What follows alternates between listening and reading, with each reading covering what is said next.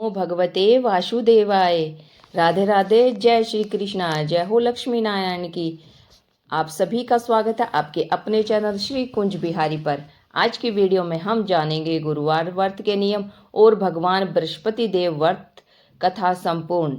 गुरुवार के दिन भगवान विष्णु और बृहस्पति देव की पूजा की जाती है। इस व्रत को बहुत ही विधि विधान के साथ किया जाता है। इस व्रत में नियमों का बहुत ही अधिक महत्व रखा जाता है। इस दिन लोग पूरे दिन व्रत रखते हैं। कहा जाता है कि इस दिन व्रत रखने से बृहस्पति ग्रह मजबूत होता है। इस व्रत में कई नियमों का भी माना जाता है। कहा जाता है कि इस दिन व्रत रखे तो पहले व्रत का संकल्प कर ले। यह व्रत 11, 16 आदि की संख्या में रख सकते हैं। इस व्रत में खास तौर पर पीले रंग के कपड़े पहने। यही नहीं, भगवान को पीले रंग के फूल अर्पित किए जाते हैं। इस व्रत में नमक का सेवन नहीं किया जाता तथा व्रत में मीठा ही खाया जाता है। अब सुनते हैं भगवान गुरुवार व्रत कथा। प्राचीन काल में एक ब्राह्मण रहता था। वह बहुत निर्धन था। उसके कोई संतान नहीं थी। उसकी स्त्री बहुत मलिनता के साथ रहती थी। वह स्नान न करती, किसी देवता का पूजन न करती। इससे ब्राह्मण देवता बड़े दुखी थे। बेचारे बहुत कुछ कहते थे किंतु उसका कुछ परिणाम न निकलता। भगवान की कृपा से ब्राह्मण की स्त्री के कन्या रूप रतन पैदा हुआ। कन्या बड़े होने पर प्रातः स्नान करके भगवान विष्णु का जाप और भगवान बृहस्पति देव का व्रत करने लगी। अपने पूजन पाठ को समाप्त करके विद्यालय जाती तो अपनी मुट्ठी में जौ भर के ले जाती और पाठशाला के मार्ग में डालती जाती। तब ये जौ सोने के हो जाते। लौटते समय उनको बीनकर घर ले आती थी। एक दिन वह बालिका सूप में उन सोने के जौ को फटकार साफ कर रही थी और उसके पिता ने देखा और कहा, हे बेटी, सोने के जौ के लिए तो सोने का सूप होना चाहिए। दूसरे दिन बृहस्पतिवार था। इस कन्या ने व्रत रखा और बृहस्पति देव से प्रार्थना करके कहा, मैंने आपकी पूजा पूरे सच्चे मन से की हो तो मेरे लिए सोने का सूप दे दो। बृहस्पति देव ने उसकी प्रार्थना स्वीकार कर ली। रोजाना की तरह वह कन्या जौ फैलाती हुई जाने लगी। जब लौटकर जौ बीन रही थी तो बृहस्पति देव की कृपा से सोने का सूप मिला। उसे वह घर ले आई और उसमें जौ साफ करने लगी, परंतु उसकी माँ का वही ढंग रहा। एक दिन की बात है कि वह कन्या सोने के सूप में जौ साफ कर रही थी। उस समय उस शहर का राजपुत्र वहां से होकर निकला। उस कन्या के रूप और कार्य को देखकर मोहित हो गया तथा अपने घर आकर भोजन तथा जल त्याग कर उदास होकर लेट गया। जब राजा को इस बात का पता लगा तो अपने प्रधानमंत्री के साथ उसके पास गए और बोले, हे बेटा, तुम्हें किस बात का कष्ट है? किसी ने अपमान किया है अथवा और कारण हो सो कहो।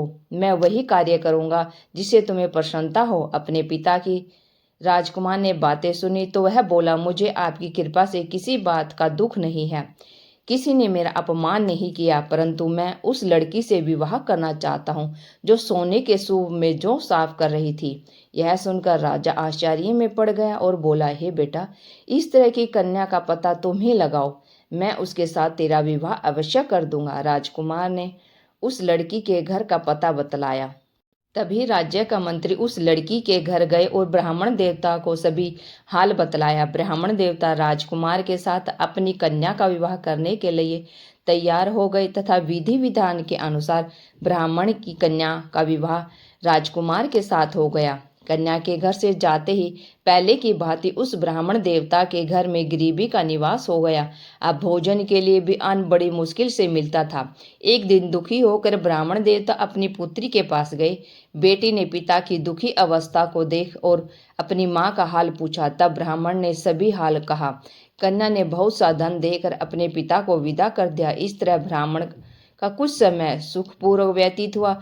कुछ दिन बाद फिर वही हालत हो गई। ब्राह्मण फिर अपनी कन्या के पास गया और सारा हाल कहा तो लड़की बोली, हे पिताजी, आप माताजी को यहाँ लिवा लाओ। मैं उसे विधि बता दूंगी जिससे गरीबी दूर हो जाए।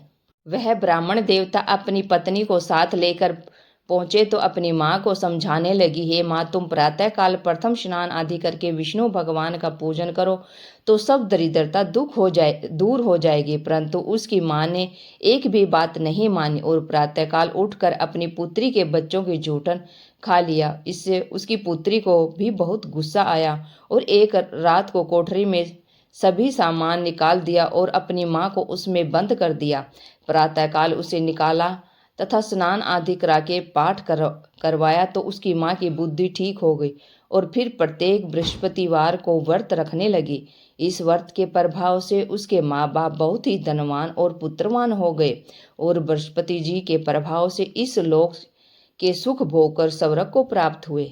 जो भी भक्त भगवान बृहस्पति देव का व्रत रखते हैं उनके घर में सुख सौभाग्य की वृद्धि होती है तथा मृत्यु के बाद वैकुंठ में वास होता है।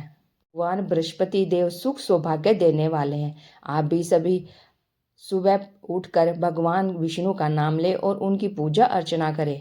आज की कथा आपको कैसी लगी? अगर अच्छी लगी है तो वीडियो को लाइक करें, शेयर करें और चैनल को सब्सक्राइब करके बेल आइकन जरूर दबा लें ताकि आने वाली हर वीडियो की अपडेट आप तक पहुंचती रहे। Thank you for watching my video. जय हिंद, जय भारत, जय श्री कृष्णा। कमेंट बॉक्स में लक्ष्मी नारायण अवश्य लिखें। राधे राधे, जय श्री कृष्ण।